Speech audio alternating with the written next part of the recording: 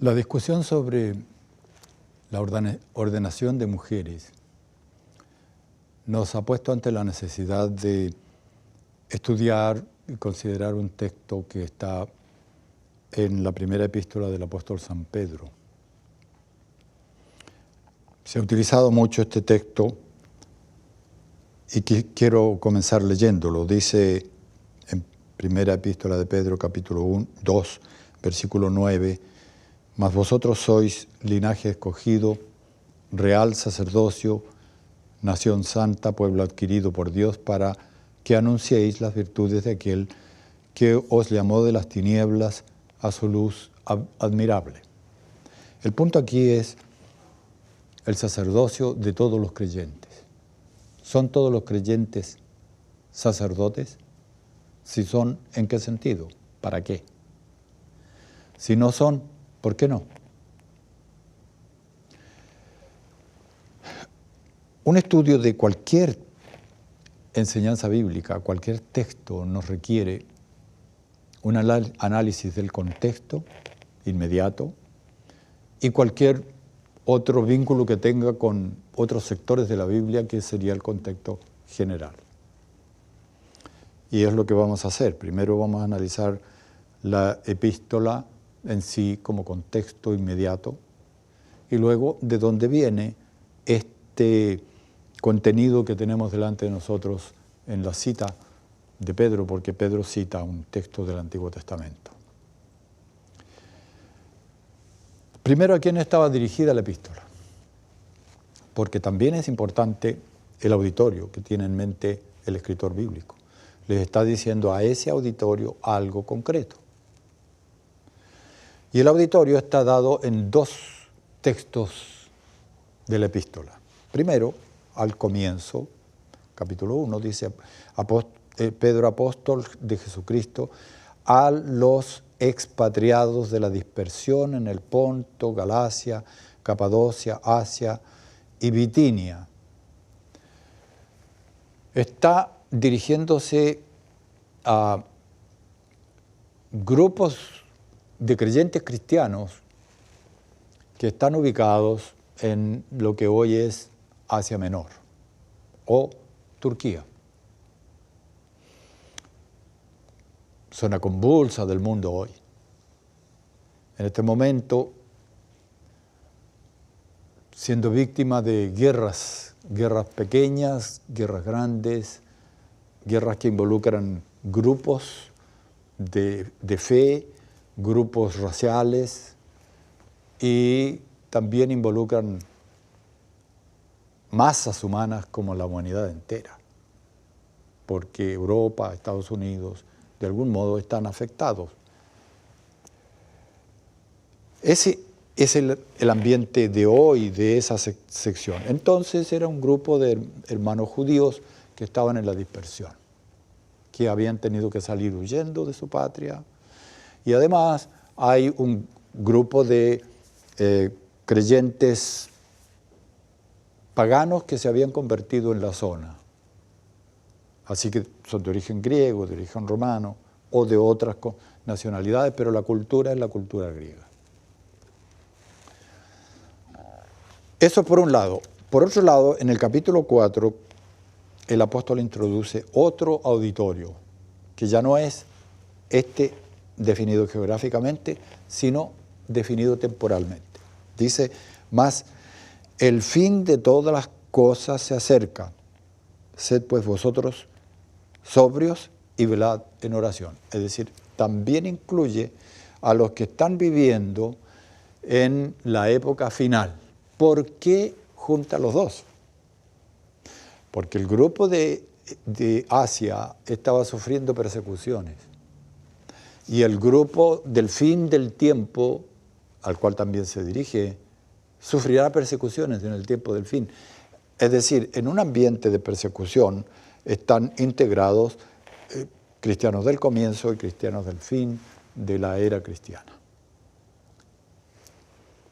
Ellos tienen dificultades serias y la dificultad seria mayor es la seguridad en lo que ellos creen, de qué manera están seguros en Dios.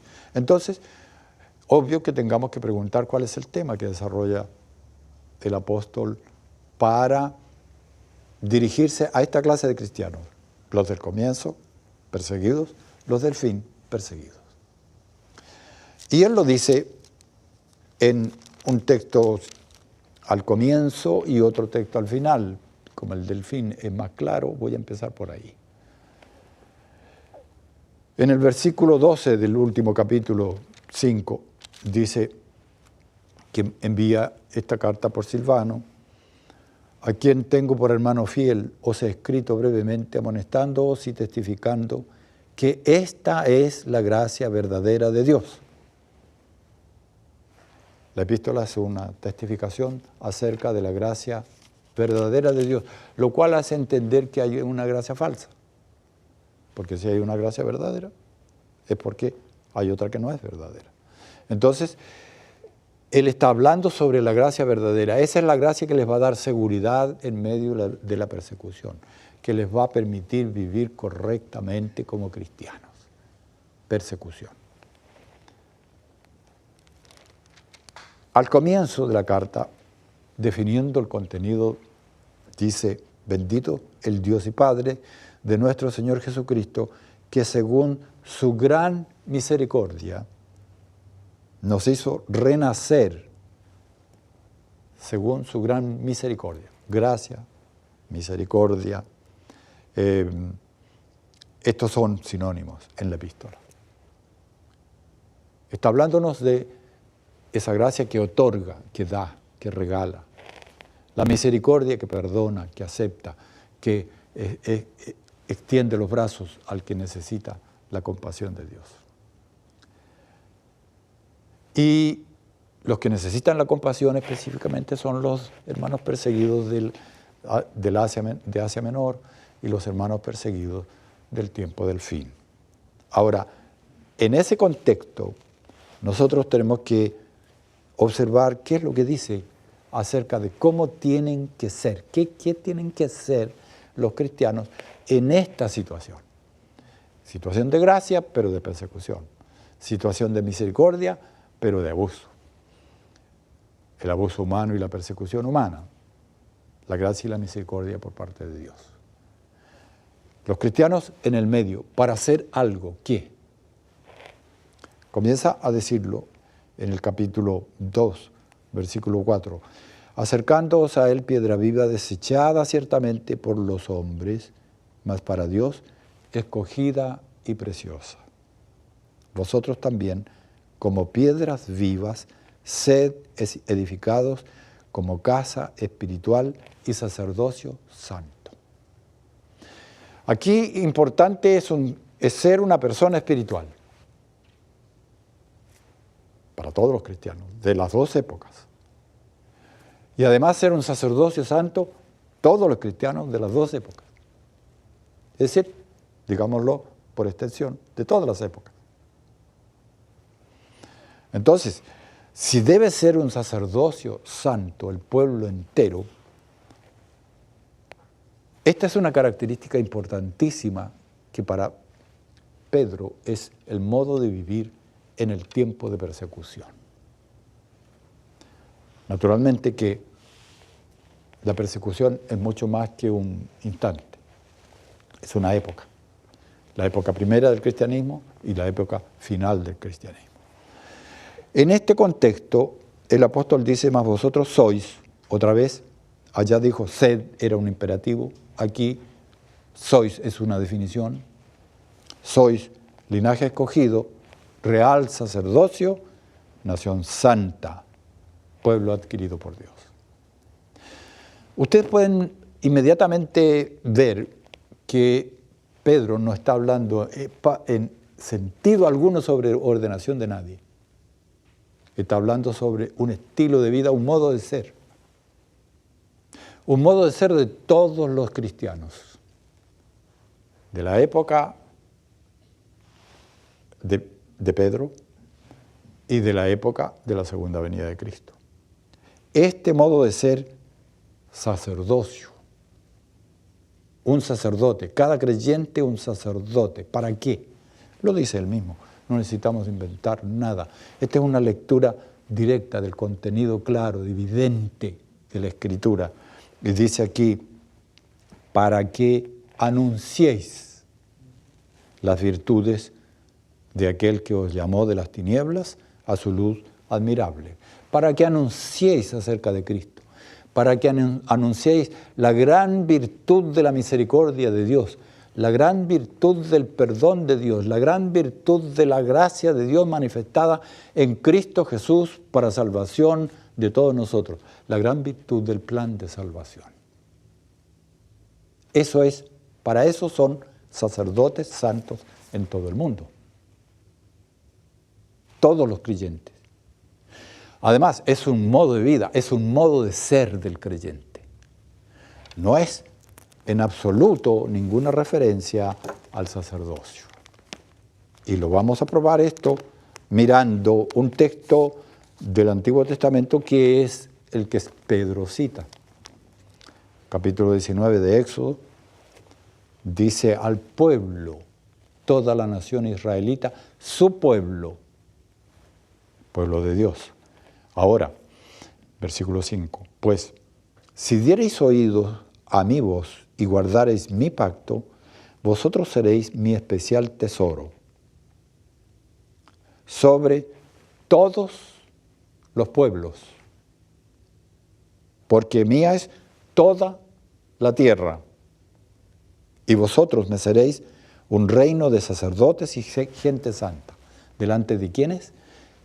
Gente santa en el templo, sacerdotes en el templo, no, porque en el templo los sacerdotes eran Leví y sus hijos varones, nada más. Bien recordamos que cuando Coré, Datán y Abirán quisieron expandir el sacerdocio para otros que no fueran los que Dios había dicho que serían, entonces se produjo una crisis muy seria y Dios rechazó la posición de Coré, Datán y Abirán y los castigó.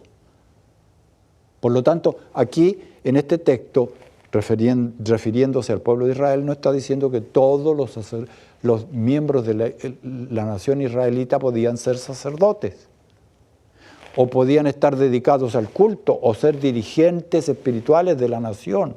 Lo que dice es que son sacerdotes para trabajar con todo el mundo, con todas las naciones. ¿Para qué? Para que las naciones sepan cómo trata Dios con su pueblo y le muestren por la vida y por la palabra lo que significa estar asociados con Dios. Lo mismo que el apóstol nos dice en su epístola al final. Ahora bien, nada sobre la ordenación, ¿verdad? ¿Cómo podemos aplicar esto a la ordenación cuando el texto bíblico y su contexto del Antiguo Testamento no tienen vínculo alguno con la ordenación? Más, hay otro elemento en la epístola que nos dice que no, porque después él habla acerca de, da consejos a los criados, da consejos a las mujeres, da consejos a los maridos, da consejos a toda la iglesia y a las mujeres les dice lo siguiente: mujeres, estad sujetas a vuestros maridos, para que también los que no creen a la palabra sean ganados sin palabra por la conducta de sus esposas, considerando vuestra conducta casta y respetuosa. Y después viene acerca de su modo de vestir y todo su estilo de vida, pero está clarísimo, aquí no hay ordenación de mujeres en el texto. No tengo que inventar nada. No tengo que reestructurar el contenido del texto. No tengo que reanalizar las palabras.